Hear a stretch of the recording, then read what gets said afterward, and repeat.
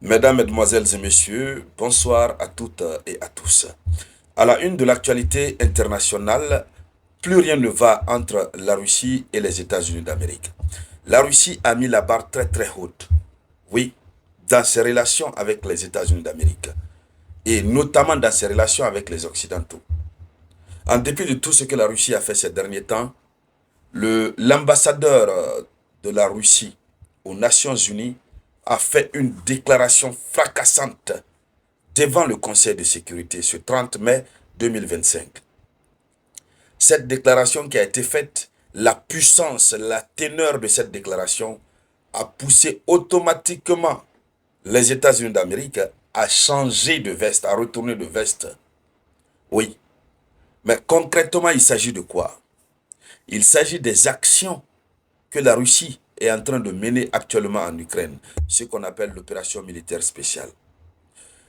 Personne n'a demandé à l'ambassadeur, mais l'ambassadeur a pris la parole, il a averti, il a informé tous ceux qui étaient là que la Russie allait continuer à intensifier ses activités militaires en Ukraine. Il a insisté là-dessus. Et automatiquement, Kate Kellogg, le représentant, l'envoyé spécial de Donald Trump pour l'Ukraine, a pris la parole dans la soirée de ce vendredi 30 mai 2025. Et il a fait des déclarations qui montrent que l'Amérique a peur et que l'Amérique s'apprêterait à faire un revirement à 180 degrés. Qu'est-ce que le représentant, l'ambassadeur de la Russie à l'ONU a eu à dire?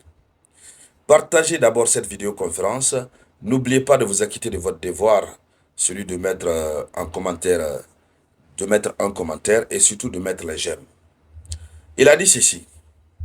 Il dit la Russie est prête à poursuivre et à intensifier ses actions militaires en Ukraine.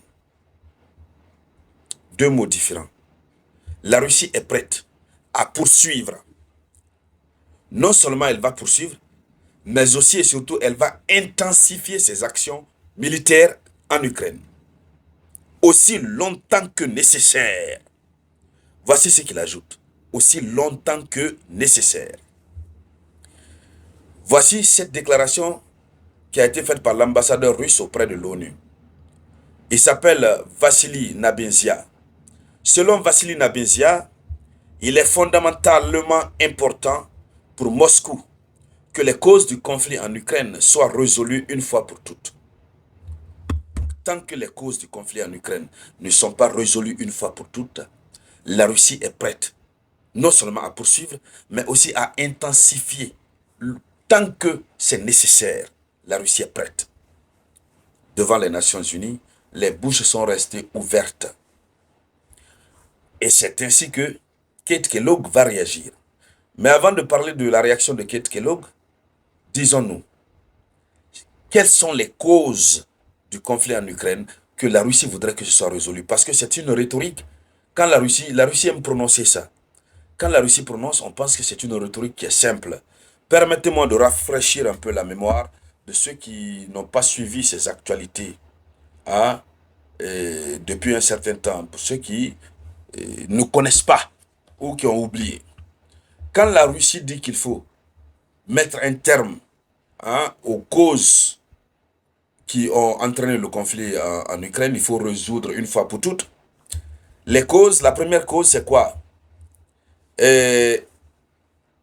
C'est évidemment, premièrement, le non-élargissement de l'OTAN.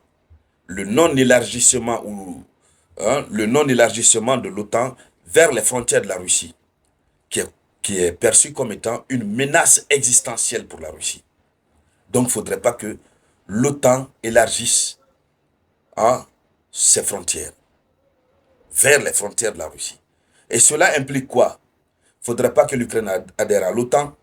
Les pays qui sont voisins avec la Russie, il ne faudrait pas que ces pays intègrent l'OTAN. Mais tout récemment, l'OTAN a violé, la Finlande a intégré, je crois, si je ne fais pas erreur, c'était récemment. Il y a d'autres pays, même baltes, qui sont sur la liste. Et nous avons vu d'ailleurs des mini-sommets de l'OTAN qui se sont tenus tout récemment pour les pays baltes. Ça veut dire que déjà l'OTAN collabore avec ces pays. Or, la Russie dit non à ça. Est-ce que ça pourrait être résolu? Kate Kellogg a répondu à ça. Deuxième cause, la dénazification et la démilitarisation de l'Ukraine, visant à neutraliser toute capacité militaire ukrainienne, jugée hostile et à influencer la gouvernance ukrainienne. La protection des populations russophones, utilisée comme justification pour annexer le territoire ukrainien ou la création d'entités sous contrôle russe. La limitation de la souveraineté ukrainienne, afin que le pays reste sous la sphère d'influence russe et s'aligner et ne pas s'aligner avec l'Occident. Voilà les propositions, voici les causes profondes. Et donc, la Russie veut que ça soit fait. Tant que ça, ce n'est pas résolu une fois pour toutes, la Russie est prête à continuer et à intensifier le conflit tant que c'est nécessaire. Alors, donc c'est par rapport à ça que Kate Kellogg est sorti, il a donné une réponse. Quelle est la réponse de Kate Kellogg, l'envoyé spécial de Donald Trump pour l'Ukraine? Il dit ceci, il dit l'OTAN pourrait renoncer à son expansion vers les frontières russes. L'OTAN pourrait renoncer à son expansion vers les frontières russes. Il le dit au nom de l'Amérique. Donc selon l'envoyé de Trump pour l'Ukraine, le président américain est capable de prendre une telle décision. Il est capable. Or, ce sont des propositions qui ont toutes été rejetées en 2021. Et c'est parce que ces propositions ont été rejetées en bloc qu'en 2022, le conflit a vu le jour. Et aujourd'hui, eux, ils disent encore qu'eux, ils sont prêts à accepter ça. Donc, selon Kate Kellogg, les inquiétudes de Moscou à ce sujet sont tout à fait légitimes.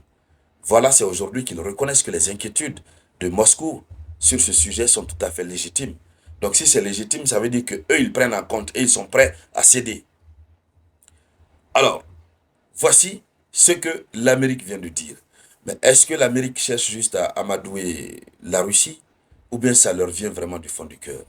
Et si ce problème est résolu, les autres problèmes tels que la démilitarisation de l'Ukraine, il ne faudrait pas que l'Ukraine ait une armée très très forte. Il ne faudrait pas que l'OTAN même approche ses soldats aux environs de la Russie.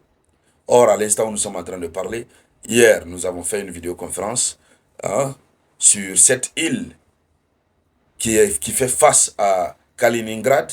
Nous avons dit que l'Amérique avait déjà posté des militaires là-bas, des marins là-bas, et qu'ils étaient à 300 km de Kaliningrad, donc de la frontière russe. Est-ce qu'ils vont accepter les autres conditions? Quoi qu'il advienne, dans le prochain mémorandum que nous allons voir, qui sera probablement discuté le lundi à Istanbul, lundi 2 juin à Istanbul, et nous allons voir ce qui va se passer. Qu'est-ce qui sera à l'intérieur? Et donc, dames et messieurs, voici là la une de l'actualité internationale. Merci de la partager au maximum. Je vous reviens tout à l'heure par la grâce du Tout-Puissant avec de nouvelles actualités. C'était la voix de votre unique Samoura.